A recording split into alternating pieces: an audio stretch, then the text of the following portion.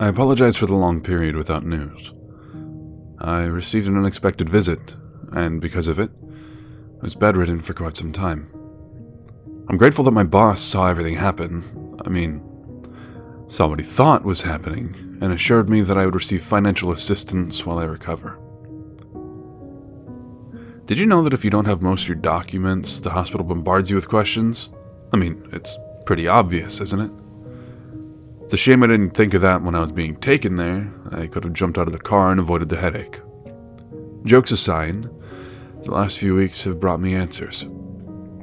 Maybe I have a chance to correct some mistakes. Maybe all of this wasn't just a desperate final act to gain favor with the Lord. This place has been much more useful than I anticipated.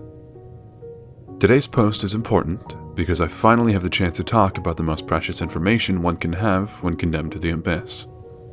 How to escape it. But before I start walking through my memories, I need to tell you guys how I ended up in this miserable state. In short, I got into a fist fight with an angel. And if you think I got all busted up, you should see the other guy. As I mentioned in my last post, beings from the depths of Tartarus have been haunting me since my escape. Jailers of rotting flesh and sectoids with multiple faces that recount countless insults to my person. With focus and meditation, I can ignore them during the day, endure them at night, and pray not to encounter them in my dreams. Although this last one always seems to happen, I usually manage to carry on with my life relatively well. I just didn't know that hell wasn't the only realm keeping an eye on me. With that in mind now, I should have noticed that something was wrong. I've been having strange encounters. A taxi driver who, instead of taking me to my apartment, guided me without me noticing to the nearest Catholic church and vanished with the car as quickly as he arrived. A lady in the park who watched over me throughout the period I spent enjoying my late afternoon near the lake. I don't remember the color of her eyes, but something tells me she had more than one pair. And the most recent one, a beggar who threw me against the wall as I exited through the back of the burger joint with my boss. I couldn't see him arrive because he wasn't there initially. It's as if he had materialized from thin air in a matter of seconds. I remember opening the door and heading towards the gutter. Then an unbearable heat enveloped my body for a brief moment and I was thrown against the wall. At first I also thought it was just a random bum trying to rob me, but the spectral glow in his eyes, the way reality slightly warped around his body, and his voice that echoed in my mind like the roar of a beast told me otherwise. I panicked. You see, I'm doing everything I can to avoid setting foot in Gehenna again. Until that attack, I clung to the comforting fact that I am out of that prison. They can't hurt me anymore. So when one of the soldiers from the celestial ranks pushed me against the wall, wrapping his heavy hands around my neck, a primordial fear crumbled my will. I could barely struggle as he roared in my mind. To dust thou returned, and cannot stay here. The soul, stained by the ashes of hell, is marked by the blood of the star. In thee, he sees a way out. In thee, the holy sees a mistake. In his eyes, I could recognize pity and hatred. He saw me as something so small and fragile, something to be protected from the claws of sin. One of the Creator's toys that had been so rudely broken and was now fighting against the rules that guide existence. In his own words, a mistake. One that needed to be fixed. Even with such a fragile appearance, his strength was tremendous. He squeezed my throat while whispering apologies in my mind. I could see demons approaching in the darkness, ready to grasp my soul in my final moments. My heart racing, my mind almost devoid of oxygen, I could no longer think straight. I was going to die. I stretched my arms against the wall. Anything would do, any way to defend myself. My hand closed around something cold and heavy, and with all my strength I pulled. Adrenaline is a powerful drug. I managed to wrench one of the rusty bars from the window and hit him with all I had. The blow sent him into the street, where a van ran him over shortly after. My boss insists that I had a panic attack and that in my altered state, I ended up throwing a loose iron rod at a school van, scaring some poor kids shitless before fainting on the ground. This brings me many questions. Now more than ever, I feel paranoid, watched. and knowing that people wouldn't even know if I were being attacked terrifies me. I feel like my time is running out. Something horrible is about to happen. So, without further ado, I must fulfill my purpose and at least help you while we still walk in the same plane.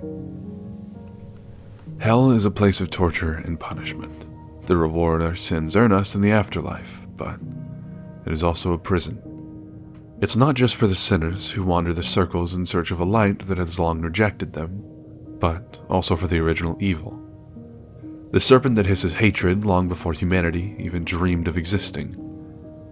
The being forged when the Creator and all the original angels still roamed the cosmos, shaping and expanding it. He who was once God's favorite, but has since fell with the third of the stars. The one who commands faithful followers both on earth and in the depths. The concept of time in hell is complicated. Some circles distort your perception, and 2 hours can suddenly become 2 minutes. Combine this with the lack of natural light and claustrophobic confinements, you'll see that most of the slaves in the Silver City go through years like zombies, one day indistinguishable from the next, unaware if they have been there for a day or a decade. In my 4th year as Jack's torture toy, the condition was affecting me aggressively. Over the years, Jack had opened my schedule, allowing me to work under the orders of some of his followers in other regions of his kingdom, still confined behind the walls and never seeing the light of day. My schedule was cruel and irregular, so much so that even today I must admit that I'm not confident in stating that only 4 years have passed. In the morning, Astaroth would play with my mind. I lived 1,000 lives with 1,000 deaths. The profane void and the painful light of the vastness, my mind reduced to ashes and then expanded beyond the confines of my skull. Immediately after, I was blindfolded and taken to the pleasure zone, where I was forced to synthesize drugs and beverages from the blood of beasts and fungi. In the floor directly below one of the main sales points of the Scarlet Maiden, the most purchased drug in the city, I worked for hours grinding and heating, accumulating terrible blisters and burns while my mind was numbed by the aroma and visions. In a hot and cramped room, I was joined by 5 other slaves, and there we spent most of the day. Deaths from overdose were common. Some fell from excessive work, others were killed for pure pleasure. Our guards were always incredibly high and enjoyed mistreating us to maintain their sense of power. Pawns so low in the hierarchy of the Infernal King, probably venting years of spite at our daily sessions. From time to time, the owner of the operations would come down to check the quality of the product, which was never refined enough and would punish us for it. By order of the king, he wouldn't lay a hand on me, but he made me watch and often forced me to participate in the torture of my colleagues. Fingers cut off, teeth pulled out, hot iron spikes on the backs of those who spilled over a gram of his precious product. The things I was forced to do still keep me awake. And always accompanying him, I saw her. Unfortunately for mice, the girl brought with me did not meet her end in his perverted arms, but in the hands of one of Jack's captains. Always with a distant look, drugged beyond her limit, following her master like an obedient dog. Occasionally, she would watch me with a hint of sanity in her eyes. While her master punished us, she often tried to approach me, but always without success. When the work was done, I was put to sleep with gas and woke up again imprisoned in the palace catacombs, ready to endure another session of agony before sleep. Day after day, this insanity continued. My long-diminished hope was exhausted. I became a shadow, a shell of my former self, ready to follow the next order, begging for mercy that was never granted. This cycle continued until one particular night, when I woke up again below the castle, chained to the wall, with a decrepit old man beside me. For some reason, Astaroth had let me rest that night. I should have suspected something was wrong. In the darkness, his face was hard to discern. I remember terrible dark circles, short and damaged gray hair. His eyes were sunken, pulling you in like ocean waves. His lips cut and what seemed to be terrible gashes on his neck. So, it's true, the old man murmured, breaking the silence. What are you talking about? I've heard that madman's ravings many times, but this sounds different. There's some ground that supports the theory this time. I don't have time for the ramblings of a senile old man. Do you really have the mark of the beast? I stared into his eyes, recalling the same claim coming from my captor's mouth. That fucking mark. Up until then, I thought it was just an excuse that bastard Mice used to save his own neck, one that had cost me 4 years of confinement. But there was a fearful weight in the old man's voice. His words carried a sense of truth. What is this damn mark? Ever since I set foot in this cursed city, I've been treated like merchandise. My mind's scourged night after night because of this shit. You're all mistaken. You're wasting your time. Leave me alone. Haven't you noticed anything strange, young man? We're just a bunch of damned souls in hell. But don't you feel that your stay has been particularly difficult? As if the very ground fights to keep you here. I've listened to the ramblings of the collectors who found you. You were captured by an angel, weren't you? That doesn't usually happen. Something attracted it. Just like the succubus. Just like the beast. I'm just a wretched soul. There's nothing more to it. I'm only getting what I deserve. I should have been patient. Holly didn't deserve that. But she was going to tell everything. She was going to show the photos, and I was going to lose my job, my damn family, my house. I saw no other way. And now I'm paying for it. Nothing more. Nothing less. Do you really think that's all there is to it? So many here with souls far more rotten than yours, yet still surrounded by pleasure and power. If hell worked as you think, why would Jack have what he has? Why would sinners be able to raise such a heresy as this metropolis? I don't know, damn it. I just want all this to end. I just want to go home. In the moments that followed, the old man pondered something in his mind, looking avidly into the darkness, fearing we were being watched. And then he said calmly, I know a way out. Despair is dangerous. The lack of a path, of a light, brings out the worst in humanity. Surrounded by eternal darkness, I was presented with a way out of torment. And it was as if a weight had been lifted from my shoulders. Don't say anything. Just listen to me. If what I've heard about you is true, there is a chance. But I'll only tell you everything if you promise to take me with you. I'll withhold details as we travel to make sure you don't betray me. You'll do everything I say, how I say it, when I say it, or the deal is off. Wait, travel? To where? The ninth circle of hell, of course, where the one who marked you is eagerly waiting. There he holds a passage to a higher plane, where perhaps one can obtain a new body. A shock ran through my heart. A new body. A way out of here. Even if all of this is true, how do you suppose we escape from here? It's not like Jack will suddenly repent of his sins and set us free overnight. That part I'll leave to you. Think of it as a test of your abilities. If you can get us out of here, it will serve as proof that you can handle the journey to the depths of the abyss.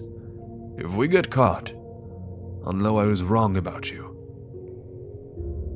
We don't talk for the rest of the night. We couldn't sleep either. How could I?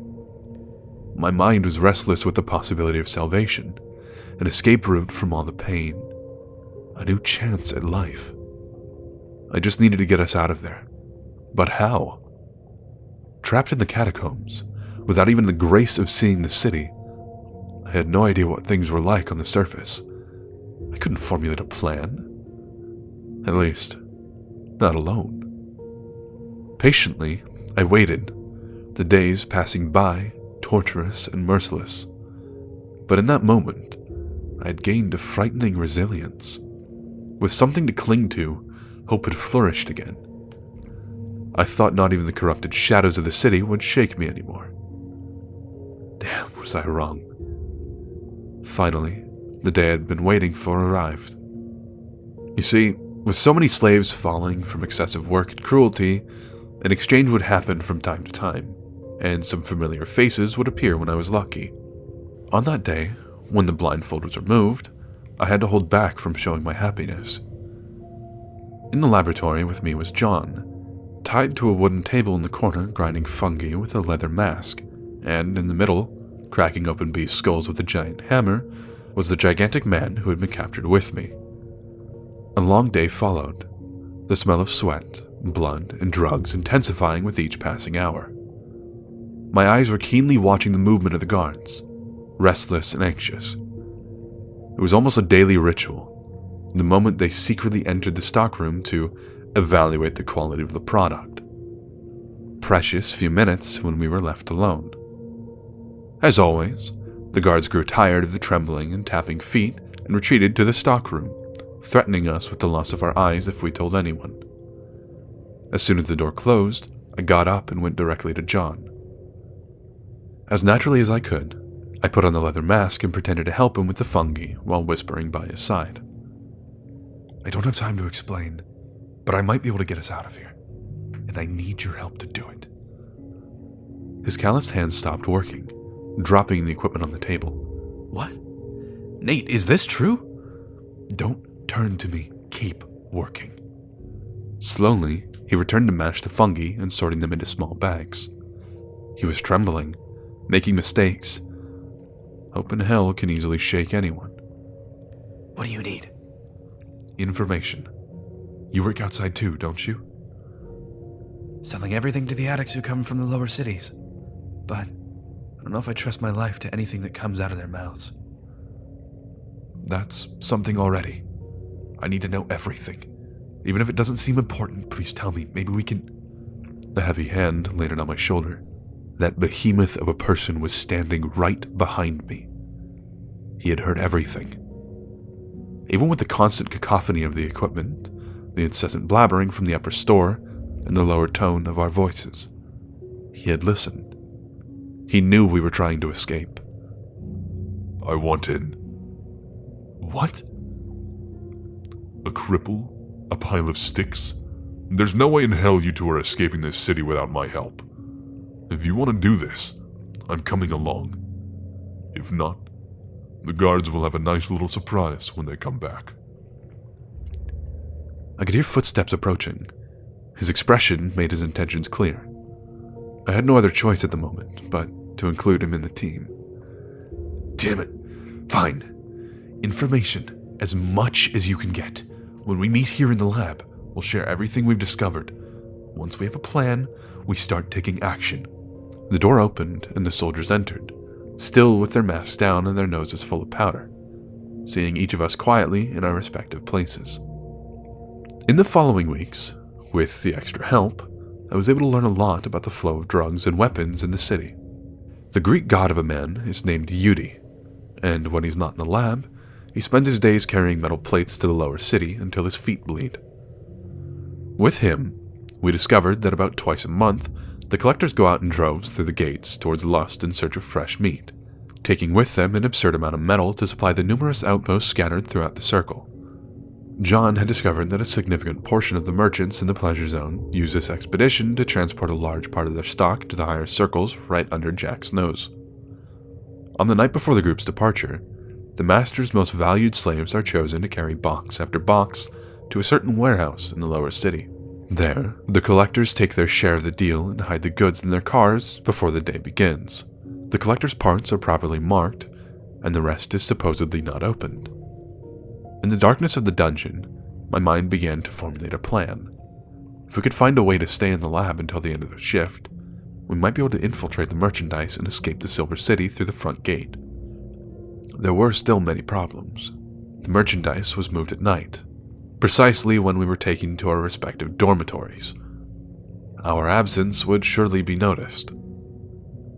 And how on earth were we supposed to even know which box would be moved to the warehouse and which would be sold the next day? If we were to do that, we needed more information, but we also needed to be quick. Up until that point, since the old man's arrival, Astaroth and Jack had left me alone. If they decided to do another torture session, the Archduke of Hell would claim domain over my mind again and know exactly what I was planning to do. I shivered, thinking about what horrors would await me after that. Each night before bed, I updated the old man on the progress of my plan, asking for details on exactly how we would escape from that cursed plane when we reached the ninth circle. But that bastard never said anything, just looked at me waiting for my next move. Afraid of losing the precious window that had opened for me, I foolishly decided that it would be better if we acted quickly and forced fate to smile upon us for a chance. When I woke up in the laboratory the next day, I took advantage of the guards busy fucking with their own minds to tell my colleagues the plan. It was insane, but what in that pit of despair was coherent? On rare occasions, the old man graced us with his presence in the laboratory. Because of the agreement, he had to come along. I gave the excuse that he knew of a safe place where we could rest if we managed to escape. It wasn't convincing, but what other choice did they have but to accept? When the four of us were working together, we would act. Thanks to John, I found out that we didn't always work the day shift in the laboratory. Every other day, we spent entire nights in that damn cramped place. If we caused a distraction, we could use the panic to invade the stockroom and hide among the merchandise that would be mislaid. The slaves would take us to the warehouse, and from there we would rely on luck for them to be too busy searching for us on the upper city to find us. We would have to leave before Jack was notified of our escape.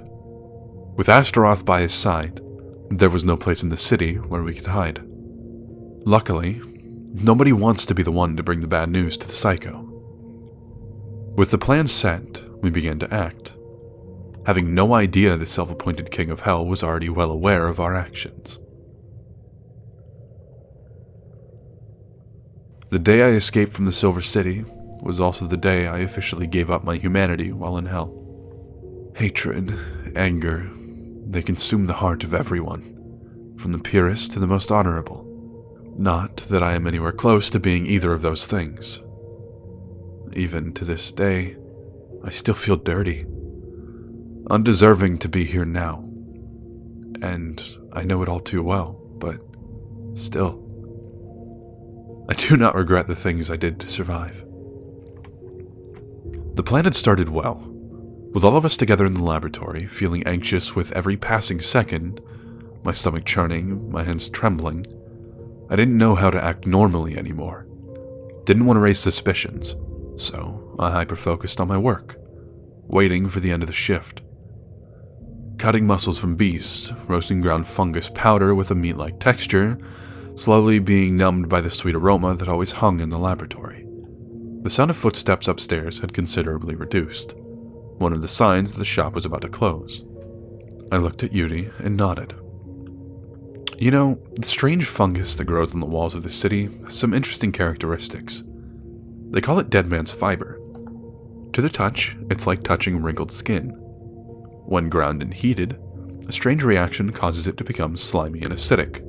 Sticking to human muscle, it devours it, generating a byproduct in the form of orange powder, the unrefined form of Scarlet Maiden.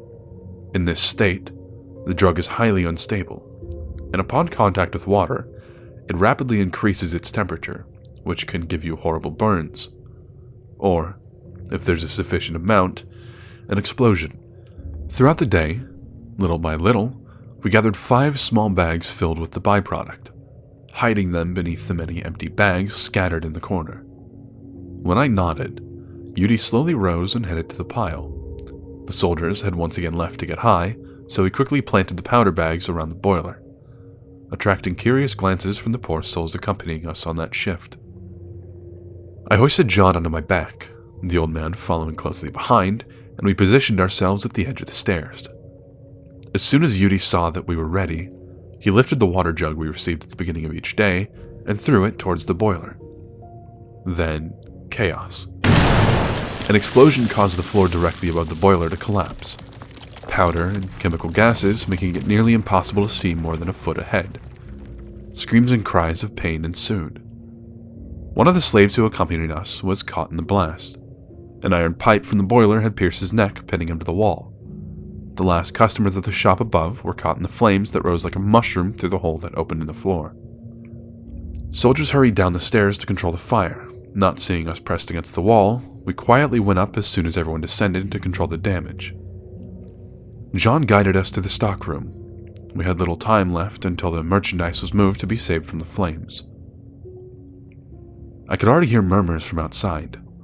The distraction had worked. We had drawn attention, perhaps too much of it. In the darkness of the stockroom, it was hard to see anything. Dozens of boxes filled the space, mostly unmarked. We had no idea which ones to break into. What now? Do we just pick at random? You told us you had a plan, Yudi said, pulling at my shirt. Now is not the time for this, John said somewhere in the dark. Fuck, I don't know. Pry open one of the smaller ones. There's supposed to be a way for the collectors to know which ones to pick. Maybe there's something inside. Look at how many boxes there are. The fire is already spreading. It won't take long until... Yudi was interrupted by a pound at the door.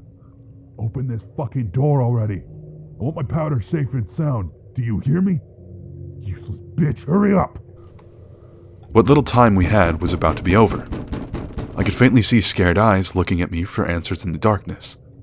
My heart was pounding, and I just wanted to get out of there. I noticed a pile of boxes that were more isolated than the others. Without light, it was hard to tell, but with no other choice, I hurried towards them. The door was about to give in. We would have to rely on luck. We opened 2 boxes, put on the leather masks in an attempt to avoid inhaling too much of the drug, and split up, hiding within the merchandise. I stayed with John, trusting that Yudi would take care of the old man. The door gave in with a loud thud. Quick, you incompetents! I want every damn gram secured. And you, slut, get 2 more and get this shit out of here now! If Jack shows up, he's going to ask questions, and questions ruin an honest man's business.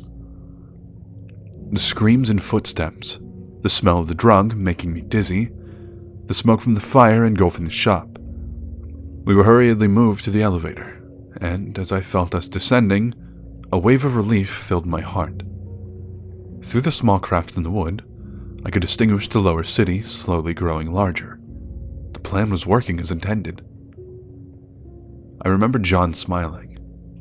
Maybe it was the drug, maybe it was the euphoria of that moment, but I remember being happy to have him with me.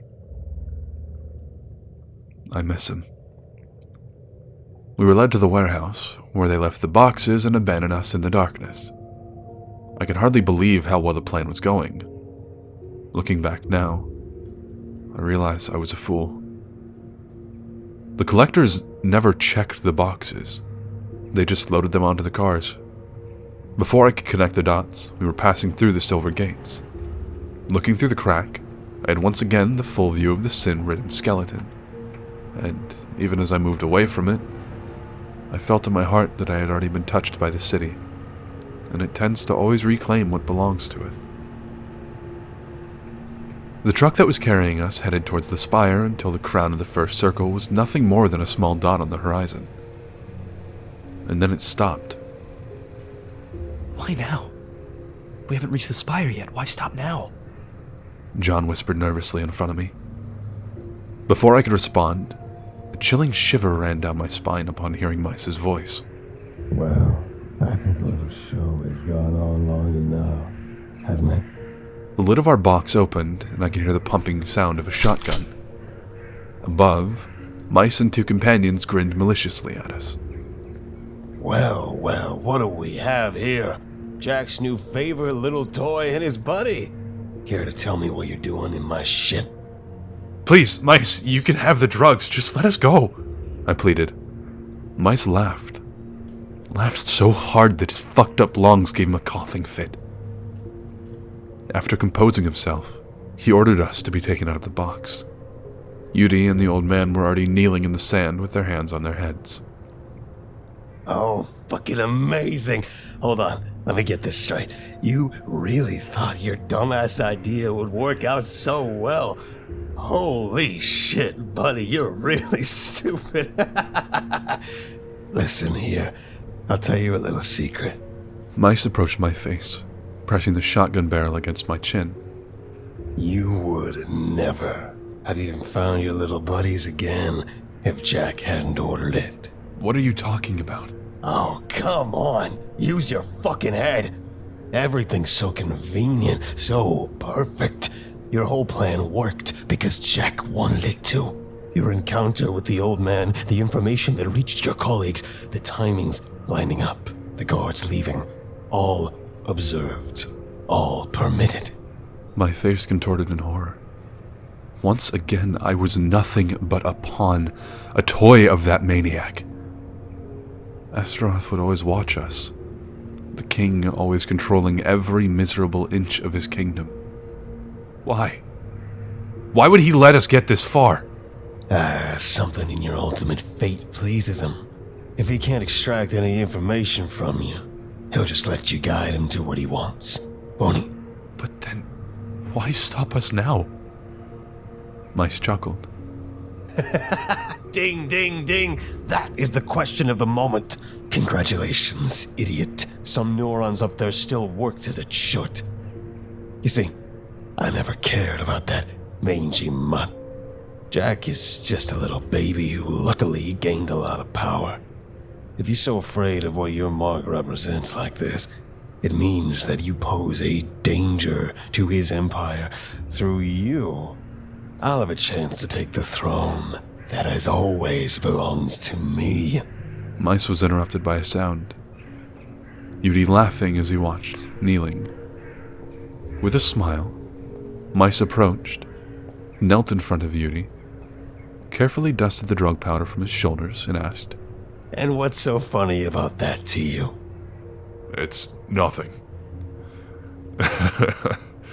It's just that you call us idiots, but you think you can usurp the throne with 2 piles of muscle and a tough attitude.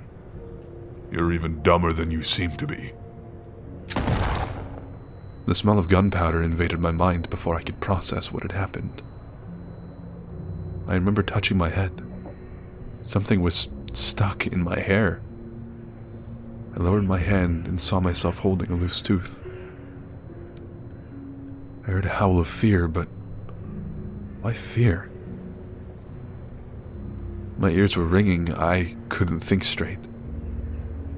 Yudi was lying back. His skull sprawled across the sand, stained by a scarlet puddle. Oops, my bad. Loose fingers and all that. You motherfucker! I lunged towards Mice, the barrel of his gun slowly turning towards me. No, I don't think so. If you lot wish to stay alive and not get a one-way ticket straight to Lust, where we already have some scouts ready to capture you, I must point out, you will behave. All that, just to become someone's toy again, I could hardly believe it. Looking at Yudi's body, I wondered if he had felt any pain. The harder I made it for Mice, the better. Maybe if I were quick, I could escape the collectors in Lust. But then, while I pondered, others acted. The old man lunged at one of Mice's companions, biting his neck with all of his might. The second one, startled, reached for his holster, but John quickly grabbed his legs, bringing him down to the ground. They were willing to fight, to die for a chance. Mice turned the gun towards them, pumping the shotgun once again. Damn it! Can't you do anything right? Stay still. I can't aim like this. I saw the opportunity and grabbed the shotgun. A deadly tug-of-war ensued. Punches and kicks thrown in an attempt to take control of the weapon, the power to kill. I was malnourished, still weak, tired, and slightly high. Mice was an experienced collector, a bloodthirsty killer who had faced demons head-on. It was only a matter of time before he overpowered me. I gave up on pulling the shotgun towards me and pushed it with all the weight of my body towards Mice. We fell and rolled in the dry sand. The gun stopped a few feet ahead. I crawled to the shotgun, mice holding onto my feet and pulling me into another exchange of punches. I don't know what came over me. All the anguish, all the fury, all the fear accumulated until that moment exploded into rage. I gave up on the gun and threw myself at Mice, landing repeated punches to his head. Again, adrenaline is a powerful drug. Screaming without full control of my arms, I punched. I punched until Mice's face was nothing but a red mess, until his arms stopped retaliating, until his chest stopped breathing. I continued until tears filled my eyes and sobs choked my throat. I looked at my hands, and the weight of what I had done became clear in my mind. Killing a person changes you. You can feel life slipping away from their eyes, even in that place where death is just the beginning of another cycle of pain. It still holds its weight. The old man's screams of pain snapped me out of my trance. His efforts were admirable, but he was eventually thrown to the ground, where the collector attempted to strangle him. I grabbed the shotgun, and, out of pure instinct, I struck the collector's head with all my strength. He immediately fell onto the old man, the base of the gun now adorned with a red stain. Looking to the side, John was trying to wrestle the gun from the collector, without success. In the distance, I could see dust rising. We weren't alone. The king had noticed that something was amiss. The old man took the gun from my hands and opened a hole in the collector's chest, who collapsed like a house of cards onto the dry ground. The spire was visible. We needed to go. With John in my arms, I ran. Leave him behind. He'll do nothing but slow us down. I could feel John's embrace tighten. He knew he was a burden. He knew what they would do to him if we left him behind. I could feel his fear. Ignoring the protests, I headed toward the spire. They were getting closer. I could discern the caravan amidst the cloud of dust. Upon reaching the spire, Akis's judgmental gaze bore down on us coldly. Remembering Mice's words, I approached. O Akis, king of Agna, my heart is not pure for rest. My eyes are blind to justice, and my fists only weigh from my desires. From dust I came, and to dust I return. My soul judged to forever burn. So I beg you to open the doors to my torment. His cold gaze remained unmoved. The spire would not heed my words. This won't work. We need to go to the lower circles. It would be incredible if we could get Radamanthus's attention, but at the top of hell, it's hard for him to hear us. What do we do now? I've done my part. I got us out of the city. Do yours and take us to the ninth circle. The old man looked at me, his eyes burning with fury. For a moment, it seemed like there was a dark gleam in his eyes. He calmed himself and approached the entrance. The followers of the Morning Star follow his teachings in exchange for secrets and powers greater than a mere sinner could ever dream of. How to survive in such a ruthless terrain, how to tame and enchant demons and spirits, how to change oneself. The old man whispered words in a convoluted language forgotten by time. Akis began to chant in response, and the spire trembled in anticipation, the chamber taking on a sinister glow. Without looking back, the old man said, A wish for a wish. A will for a gift. Blood taken in exchange for bliss. What the fuck are you? I asked. Nathaniel, you have a choice to make. Do you want to escape hell? Do you want your life back? Of course. Then John must die. A chill ran down my spine. Nothing comes easy in the abyss. Only pain. Only suffering. John begged for mercy, and in my mind, I knew what I had to do. The price Minos demanded for his services. The old man merely watched me. John fought, struggled until the last second. He threw himself off my back and crawled through the sand towards the caravan, which was slowly approaching. I'm sorry, John. I dragged him by the stumps of his legs into the depths of the spire. He tried to cling to the ground, breaking his nails in the process. I threw him against the inner wall, and in that moment, both of us could feel it. The spire would claim him. There would be no turning back. Death would be eternal. Nothingness would embrace him. I had to ensure he wouldn't escape. With tears in my eyes, I broke his arms. His screams still haunt me. Even to this day, I suffer from it. Every morning, I hear his whispers. Every night, his screams keep me awake. I did what I had to do to survive. I wish there was another option. I wish so much that John was still by my side. But hell was devised in such a way that even something as simple as friendship is only allowed for punishment. I tried to be quick. With one of the rocks from outside, I broke his knees, turned around, and left. Nate, please, Nate, don't do this to me. You bastard. What did I ever do to you? I hope you suffer. You piece of shit. Burn 1,000 times in the deepest pit of this place. When I left, a black mass flooded the chamber, and I could see as John was consumed by the spire. Until the moment they were dissolved, his eyes never stopped looking at me in that way, with palpable hatred. At that moment, I realized that everything I had suffered until then was justified. I belong in hell. I tried to warn, I'm not a good person. The mask took on a purple glow, and the old man quickly pulled me inside. The last thing I saw before disappearing was the red glow of Jack's ring approaching in the caravan. The air in Heresy is putrid. A constant miasma floats in the air like snowflakes, slowly filling your lungs and eventually killing you. Outside the spire in the center of the sixth circle, I noticed for the first time a strange mark on the back of my left hand. A delta adorned with horns. But at that moment, I couldn't focus on it.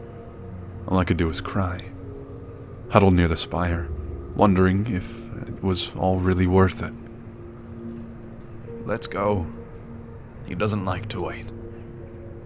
Who? He looked at me with a somber look in his eyes. Samael, the Morning Star, the true Lord of Hell. These memories pain me. My hands tremble and my eyes filled with water make it difficult to write.